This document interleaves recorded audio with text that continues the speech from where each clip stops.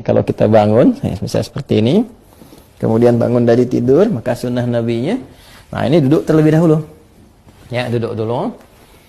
Nah, menenangkan diri dulu. Ya, jadi duduk ini bisa mengondisikan keadaan kita tenang terlebih dahulu. Aliran darah berlangsung dengan baik. Kemudian juga ya perasaan yang mungkin juga agak sempoyongan, belum stabil, ya kan? Kita stabilkan terlebih dahulu. Nah, jadi tidak dianjurkan bangun langsung berdiri atau bahkan ke kamar mandi atau tergesa-gesa, tidak. Kita mengambil keseimbangan diri dulu, biarkan darah mengalir dengan nyaman, nafas teratur, duduk terlebih dahulu. Ya kan? Nah, lantas setelah itu, maka Nabi menuntunkan supaya menghilangkan bekas ngantuk dulu, ya, dengan bagian tangan dari itu. Masaha biadihi min athari naumihi. Jadi kita menghilangkan bekas ngantuknya dengan bagian tangan yang diduga bersih, gitu ya.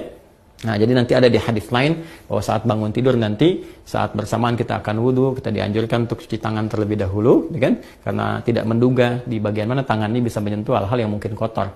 Tapi kita bisa menilai dan menduga dengan kuat di bagian tangan mana yang sekiranya bersih untuk kita gunakan untuk menghilangkan bekas ngantuk. Misal seperti ini, gitu kan? Nah, atau kalau kita duga baik, bersih, kita gunakan seperti ini juga. Nah, apa tujuannya?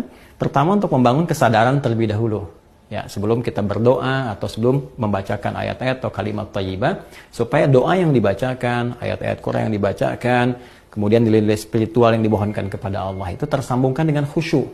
Ya, bisa khusyuk, bisa benar, terasa dalam jiwa. Karena beda rasanya ketika Anda bangun tidur masih ngantuk berdoa misalnya.